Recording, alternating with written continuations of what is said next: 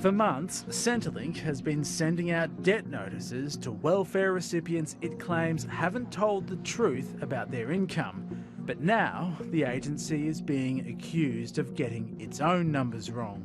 These are real human decisions with real human consequences. They're complicated decisions, and if we're using a blunt and inaccurate system of data matching, it's just going to lead to unfairness, which in practical terms means people being impoverished and not getting what they're entitled to under our social security system. I've had at least 4 people now approach me in my office who I would describe as presenting as suicidal, and in all those cases we've taken what action we thought was appropriate. I feel like I've been treated like I'm a liar and a thief, and that they just believe that I've done the wrong thing, and they're making it extremely hard to do anything to rectify the situation. Amanda Stilby's been trying to explain to Centrelink that the $1,300 bill it demands she pay is incorrect. The money's due in a month, but she hasn't been able to make her case. I went down to Centrelink and lined up, and when I got to the front of the line, the lady just said, "Nope, you can't do that in person, you have to do it on the phone because the people here don't have access to it." The error, she believes, has been with the way Centrelink has matched the fortnightly income she declared during 2011-12 and her tax records from the same year. Of course there's going to be a discrepancy because I only started on partial New Start at the end of December. And I was working full-time, then went to part-time, and then went to part-time with New Start, and then wasn't working at all. So, of course, the figures between the two aren't going to match. You present the risk. Welfare lawyers say cases like Amanda Stilby's point to a flaw in the data matching software. Most types of benefits are calculated fortnightly, and they take into account your income, which is earned fortnightly. It's not an average over a 1-year period, but unfortunately, an average over a 1-year period is what's being used in this data matching system. To put it simply, there are a bunch of assumptions built into this data matching system, and some of them are inconsistent with social security law. They're wrong.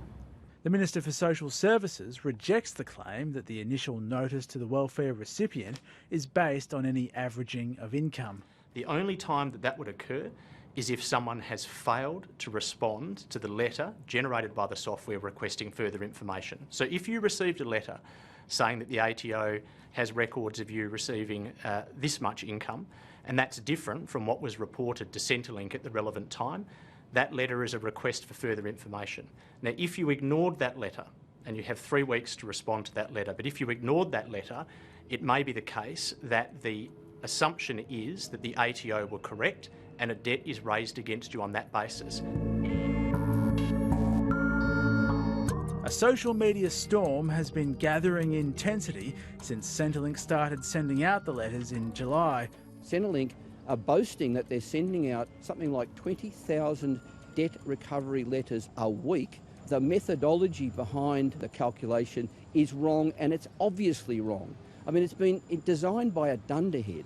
To have several hundred complaints and that level of disquiet inside a system that has 169,000 compliance notices over the last 6 months and has raised back to the taxpayer $300 million worth of debt, worth of overpayments, I don't think is an unfair or unreasonable system.